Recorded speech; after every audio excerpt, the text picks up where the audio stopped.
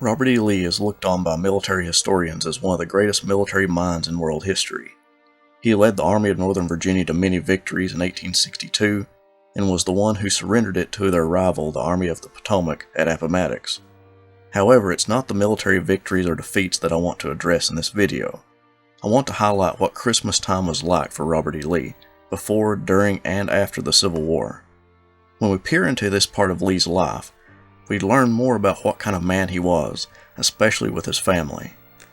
Welcome to Have History Will Travel. I am your host, the Wilder Historian. So let's dive into Christmas in the mid-1800s for one of the most iconic Americans of that era, Robert E. Lee. Just to give a quick biography of Lee, he was the son of a Revolutionary War hero.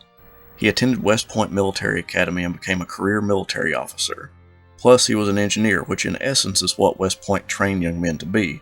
That means he was placed in military installations all over the country, helping design and set up forts. Because he had to move around so much, Christmases, at the very least, looked very differently for the Lees. In 1831, Lee was assigned to Fort Monroe at the end of the peninsula in Virginia to help in the construction of said fort. He directed men in the construction of the water-filled ditch that would surround the fort. Himself and his wife, Mary Custis Lee, the great-granddaughter of First Lady Martha Washington, spent several years at the fort amidst its construction. It was there that Lee became well respected for his engineering abilities, and he would find his skills needed all over the fairly new country. While stationed there, he got to spend time with his West Point brother, Joseph E. Johnston. Both men were stoic and well-disciplined. In that sense, they were made to be good friends. Lee's first Christmas while stationed at Fort Monroe was not spent at the fort. Him and Mary traveled to Arlington, Mary's family home, and spent the holidays there, spending time with family and eating good food. After the holidays, Mary stayed at Arlington for a time while her husband bounded back to the peninsula to take care of his engineering duties. One of Lee's happiest times was with his family, and we will see that play out during the holidays. Christmas Day 1846 opened with anxiety as Lee was informed by one of his subordinates that the Mexican army was close at hand.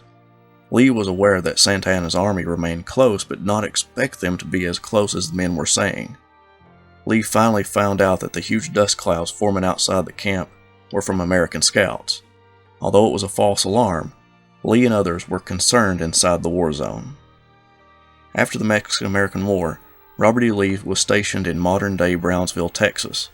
Mary and the children were not with him during this time period, and one can read his letters and get a sense of depression as the holiday season approached. A time that Lee normally spent with his family was going to pass without seeing their faces. It was 1856, and Bleeding Kansas was in full swing with sectional strife starting to rip at the seams of the country.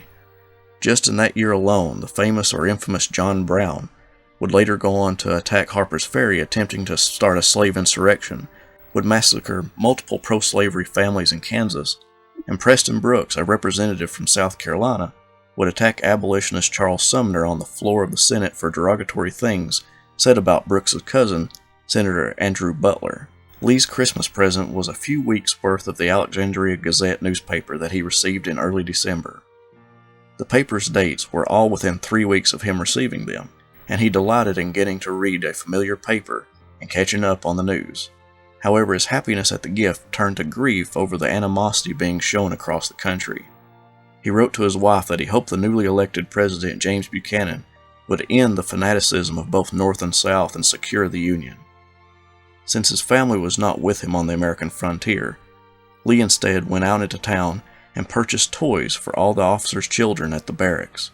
He found some Dutch dolls that opened and shut their eyes for the little girls, and knives and books for the boys. On Christmas Day, he went to church with George Thomas, a fellow Virginian, and ate dinner at a clergyman's house that consisted of roast turkey and plum pudding. By 1860, Lee was still in Texas, but his last Christmas there was very festive. He arrived at one of his posts on December 23rd to find the soldiers warming themselves near fires and the Christmas trees covered in tinsel with gifts attached to their limbs. Although the celebration was large, Lee thought constantly about his family. The first Christmas of the Civil War was yet again spent away from his family. The Confederacy had sent him to Charleston Harbor to shore up its defenses against the Federal threat. He had been given all the available troops in the area to help defend the city. During the holiday in the coastal city, Lee once again bought presents for all the officers' children. The Christmases that Lee was the commander of the Army of Northern Virginia were spent preparing his army for the spring campaigns. We can piece together how Lee spent his war Christmases when we read other sources. Lee attempted to make Christmas more comfortable for his troops by attempting to arrange for some better food if it could be obtained. Some officers, but not at General Lee's approval, provided alcohol to the troops during the holiday season. Edward Porter Alexander tells a funny story about Christmas 1862, right after the Battle of Fredericksburg. One of Alexander's young slaves asked if he could try to get a glimpse of General Lee.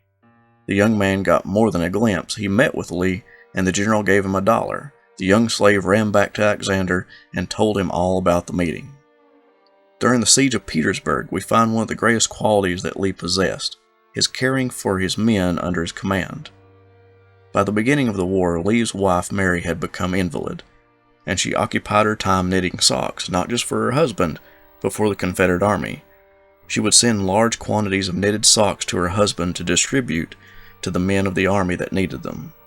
During Christmas at Petersburg, the citizens of the Confederacy sent General Lee what they could during the struggle of war to show their appreciation.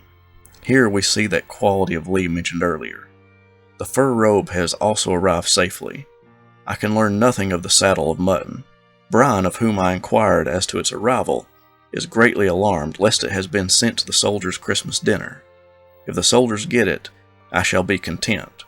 I can do very well without it. In fact, I should rather they should have it than I. Once the war ended, Lee got offered the presidency of Washington College in Lexington, Virginia. Lee would take the position, and that is where he would spend the first Christmas after the war. In the winter of 1865, Lee, following the University of Virginia's example, called off the one-week Christmas break that students were accustomed to at the college, and only gave them Christmas Day off. The students rebelled and demanded a holiday from Christmas Day to New Year's Day. They signed a petition and posted it on the bulletin board. 69 signatures were already on the petition. Robert E. Lee addressed the students and said, "Every man that signs that paper will be summarily dismissed. If all sign it, I shall lock up the college and put the keys in my pocket." A student who boarded with a family on the outskirts of town told his roommate, who had already signed the petition, what Lee had said. The young man ran 1.5 miles in the snow to scratch his name off the petition. While in Lexington, he got to spend time with his family during the holidays, and this made him happy in his last years. Thank you so much for watching. Please share the video. Remember, the Twitter, Facebook, and Patreon pages and Teespring store link is in the description below. Have a great day, and I'll see you next week.